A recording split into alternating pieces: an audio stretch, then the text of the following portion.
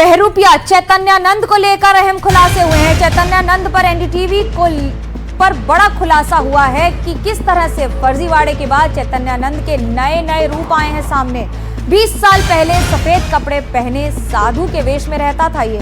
श्रृंगेरी शारदा पीठ में आने के बाद भी उसने कई साल तक सफेद कपड़े पहने। चैतन्यानंद ने सफेद कपड़ों में भी अपराध किया और करता रहा लगातार, लेकिन शारदा पीठ में शामिल होने के बाद लाल चोला ओढ़ लिया और उसी तरह से अपनी तस्वीर बदलने की कोशिश की।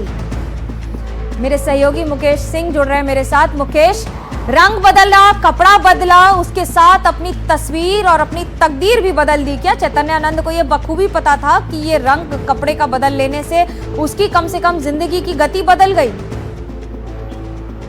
देखिए, बिल्कुल ये बाबा चैतन्यानंद जो है, इसकी बहुत साल पुरानी, करीब 20 साल पुरानी तस्वीरें एनडीटीवी हाथ लगी हैं, जिसमें बाबा सफेद रंग के वेश में है और तब भी ये साधु बना हुआ था।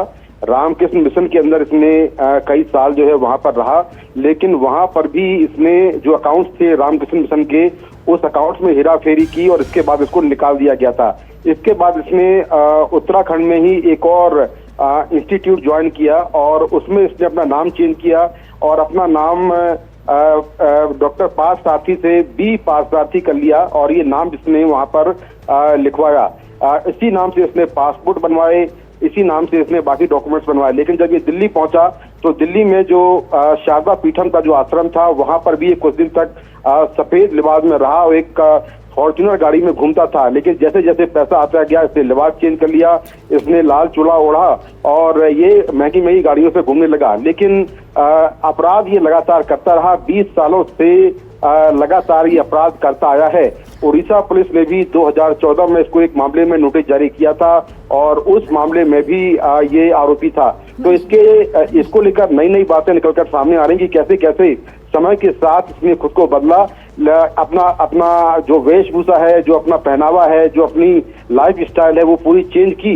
लेकिन ये लगातार किसी भी हालात में रहा हो, इसने अपराध नहीं छोड़ा और ये पिछले 20 सालों से लगातार एक के बाद एक अपराध करता रहा और एक तरह से सीरियल ऑफेंडर है, जिसके तमाम सबूत एनडीटीवी के पास हैं। इसकी तस्वीरों से लेकर इसके जो आपराधिक रिकॉर्ड है वो सारा एनडीटीवी के पास है। जी मुकेश, इसी वक्त एक और बड़ी खबर आ रही है, आपका धन्यवाद। लेकिन आपको ये बता दें कि वरिष्ठ आईपीएस अधिकारी ने खुद को गोली मारी है। गोली लगने से आईपीएस अधिकारी की मौत हो गई है। हरियाणा कैडर के आईपीएस अधिकारी थे YS पूरण। किन कारणों से इन्होंने गोली मारी है ये नहीं पता लग पा रहा है। लेकिन गुरप्रीत हमारे साथ है। इस समय क्या स्थिति है? क्या हम कहें ये गोली मारने के कारणों का पता लगा है? एक वरिष्ठ आईपीएस अधिकारी का खुद को गोली मारना। गुरप्रीत, आपको आवाज आ रही है? गोली मारने के कारणों का पता लग पाया है क्या और क्या स्थिति है इस समय?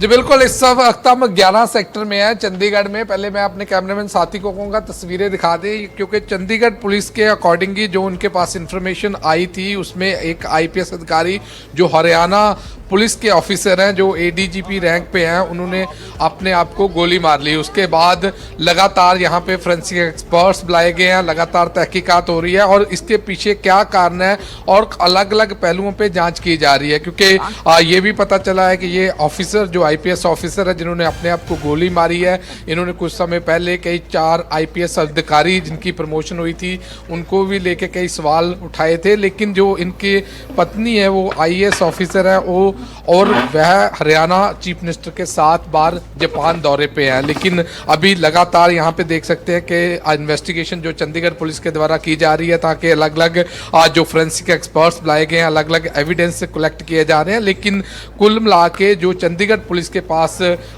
जो प्रीलिमिनरी और जो इनिशियल इन्फॉर्मेशन आई है उसमें उनको ये सूचना आई है कि IPS अधिकारी ने खुद को गोली मार ली। अब कौन सा वेपन यूज किया गया, क्या कारण है पीछे, क्या सुसाइड नोट कोई यहाँ से बरामद हुआ या नहीं हुआ, वो पुलिस अभी लगातार यहाँ पे चंडीगढ़ में आज जहाँ पे सेक्टर 11 में ये रहते थे IPS अफसर जो हरियाणा कैडर के थे, उनकी मौत के बाद लगातार यहाँ पे जांच की जा रही है।